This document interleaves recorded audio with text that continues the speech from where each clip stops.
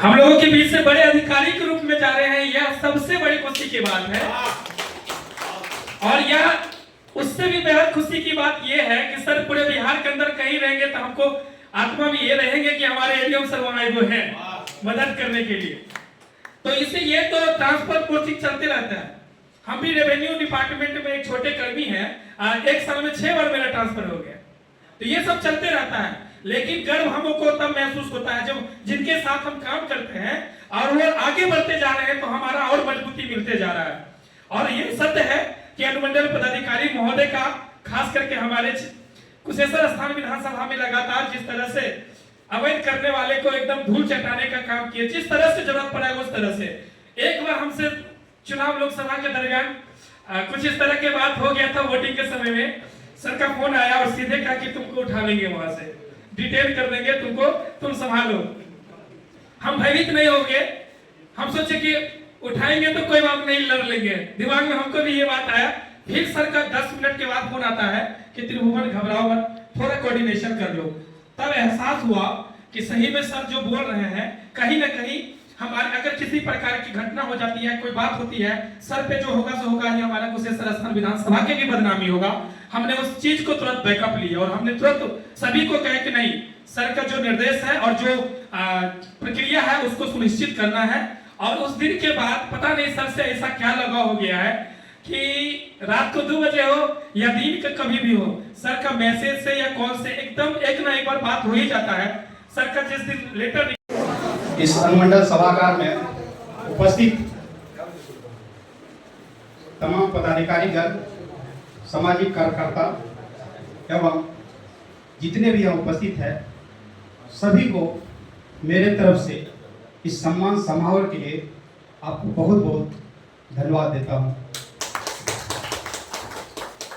मैं बिरोल अनुमंडल में 1 साल 7 महीना का मेरा लगभग काल कर रहा हूँ और कार्य करने में मुझे किसी प्रकार का दिक्कत नहीं हुआ, क्योंकि जो बिरोल अनुमंडल के वासी हैं सभी का सहयोग मिला, चाहे वो गरीब हो, चाहे अमीर हो, चाहे किसी भी पद पर हो।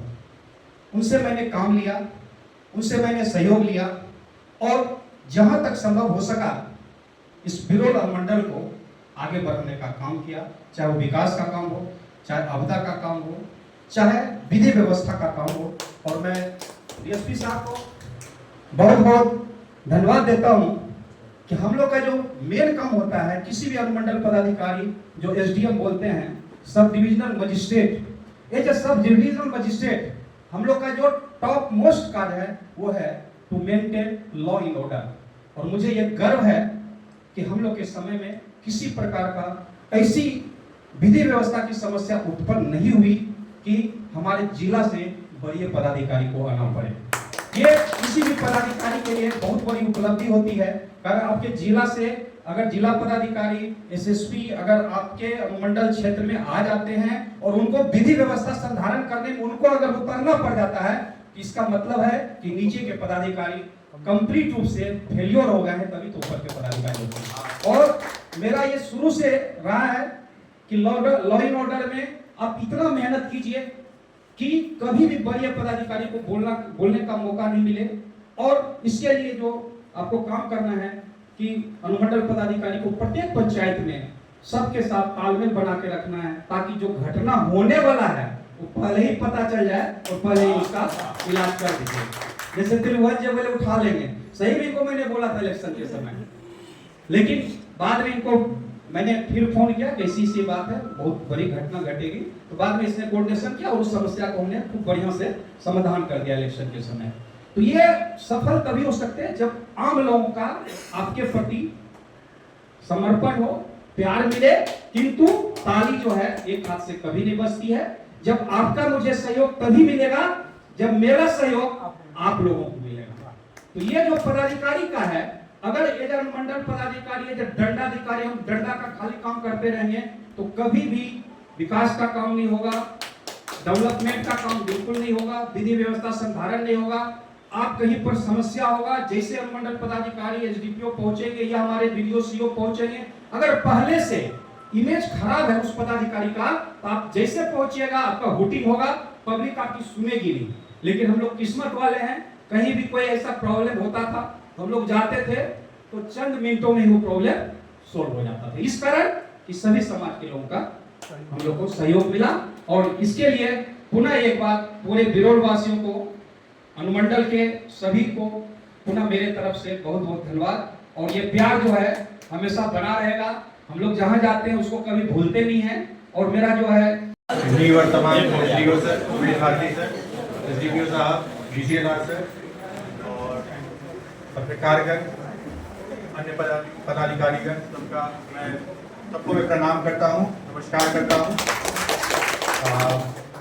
उमेश भारती सर के साथ मुझे काम करने का मौका तो नहीं मिला, लेकिन जितना भी 3-4 दिनों में सर से इंटरेक्शन हुआ है उसमें यही समझ में आया कि सर काफ़ी सुलझे हुए हैं और काफ़ी मतलब कोऑपरेटिव इंसान है और पैनिक नहीं करने वाले इंसान हैं, मतलब काफ़ी एक्सपीरियंस हैं, स्ट्रेस फ्री रहते हैं।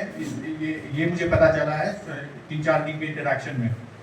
और मेरा एसडीओ के रूप में पहला पदस्थापन है। इसके पहले मैं एसडीओ नहीं रहा। इसके पहले मैं भू अर्जन पदाधिकारी जहानाबाद के रूप में पदस्थापित था। उसके पहले एएसडीएम था, हिल्सा में था। एएसडीएम के रूप में मैंने एसडीओ का कार्य देखा है और काफ़ी कुछ सीखने को मिला है उस समय। तो मैं आशा करता हूँ सर ने जितना इंस्ट्रक्शन दिया है उसको मैं फॉलो करूँगा। सर ने जो एक्सपेक्टेशन हाई किया है यहाँ पे लोगों का, उम्मीद करता हूँ कि मैं भी उस पर खरा उतरूँगा। सर को उनके भविष्य की शुभकामना देता हूँ और अच्छे सर हेल्दी रहें और स्वस्थ रहें और सुखी रहें। धन्यवाद।